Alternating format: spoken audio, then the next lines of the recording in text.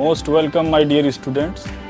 My name is DN Sukla, and today in this video I am going to explain chapter number 2nd of class 7th English literature. The name of the chapter is One Child, One Teacher, One Book, One Pen. This chapter that is taken from the novel, the name of the novel is I Am Malala. That is an autobiography of Malala Yousafzai. First of all, I will give you a brief introduction of the chapter, then I will explain. This is an extract from the autobiography of young activist from Pakistan, Malala Yousafzai, born 12 July 1997 in Mingora, Pakistan. She won the Nobel Peace Prize 2014. This extract is taken from the autobiography. The name of that autobiography is I Am Malala, written by Christina Lamb and Malala Yousafzai. It was published on 8th October 2013. In this extract, Malala talks about how she misses her home and life in Pakistan. She talks about the changes of her life and her family since they left Pakistan. Now I am going to explain the paragraph of the story. Malala talks about her house and surroundings in Pakistan.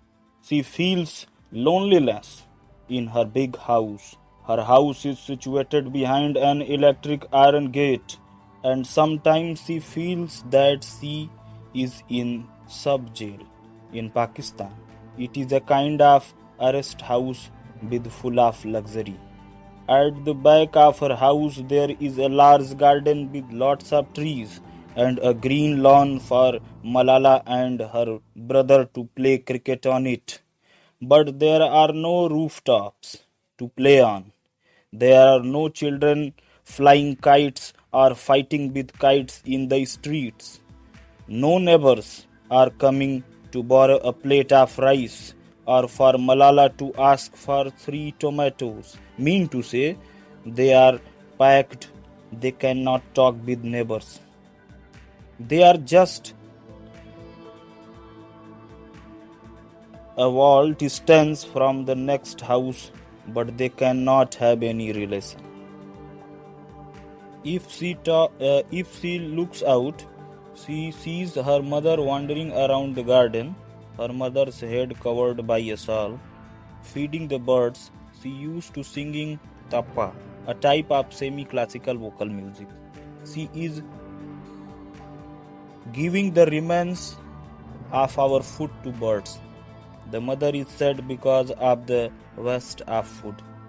She is remembering about all the children they would not go to school on empty stomach and wondering how all the children faring now. When Malala came from the school in Mingora, she found her house was crowded. She used to plead for a day of peace and some privacy to do her schoolwork, but there were no peace. But she heard sounds of birds and the sounds of Khushal's Xbox. Malala sit alone in her room solving puzzle and waiting for guests to go. Malala talks about her economical conditions. She did not have much money. They knew what it was like to be hungry, so they never turned anyone away hungry. Malala talks about a poor woman once she came hot, hungry and thirsty. Malala's mother let her come in the house and gave her food, and the woman became so happy and said that she had gone every door of the mohalla, means to locality, but no one helped. Only Malala's door opened. She blessed to always open their door. wherever they live. Malala knows her mother is lonely, but she was sociable. All the women of neighborhood used to gather in the afternoons and talk to each other. Some women who worked in other houses, they also came and rest. Now they are in US.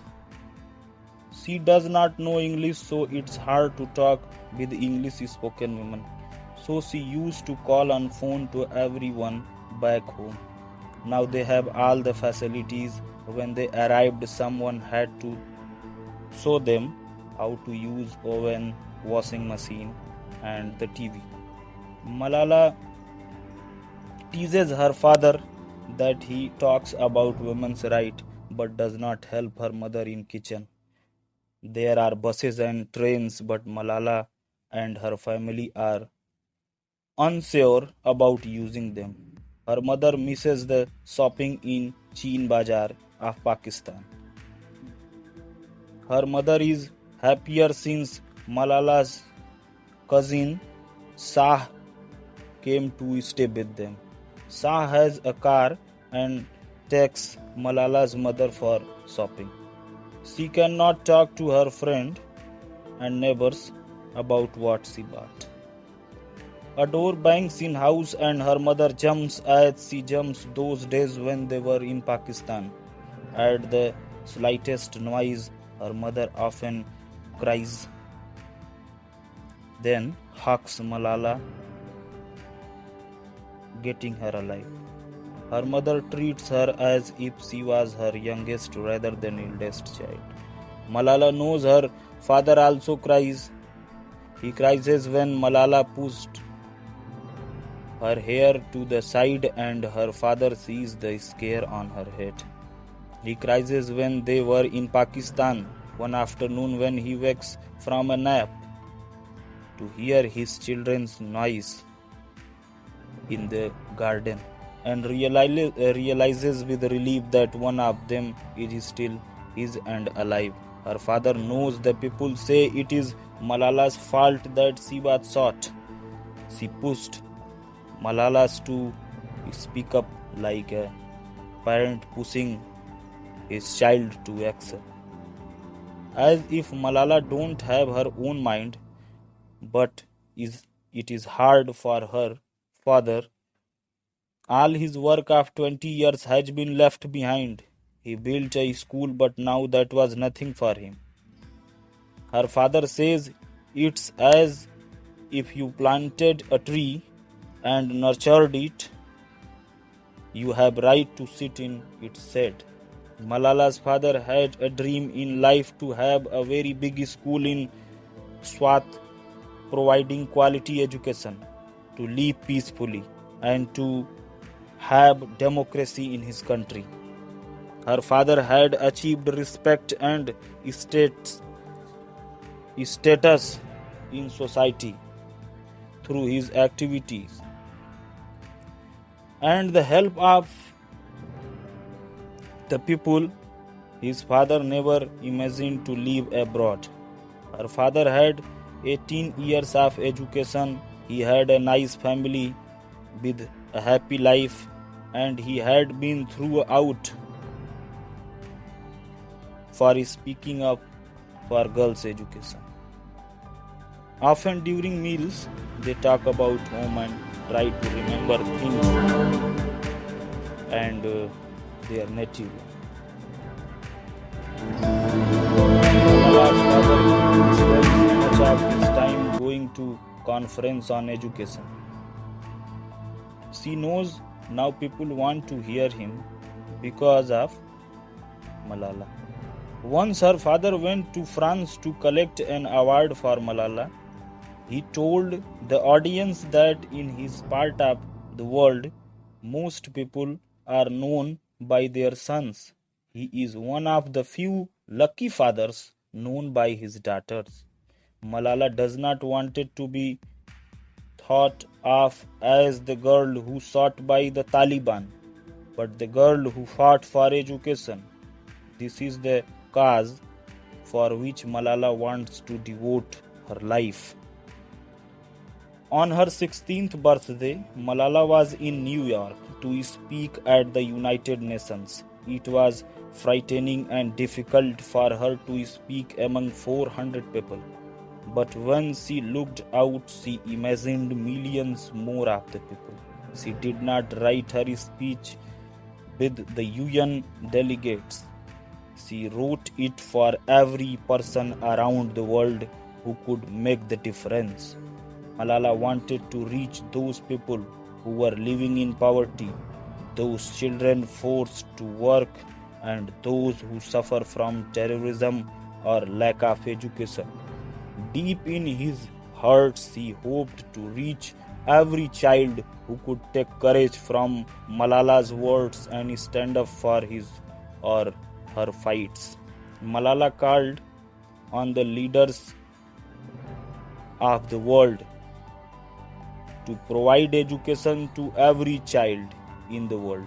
She says, "Let us pick up our books and our pens. They are our most powerful weapons. One child, one teacher, one book, and one pen can change the world." The audience gave Malala a standing ovation when she completed her speech. Thank you very much for watching this video.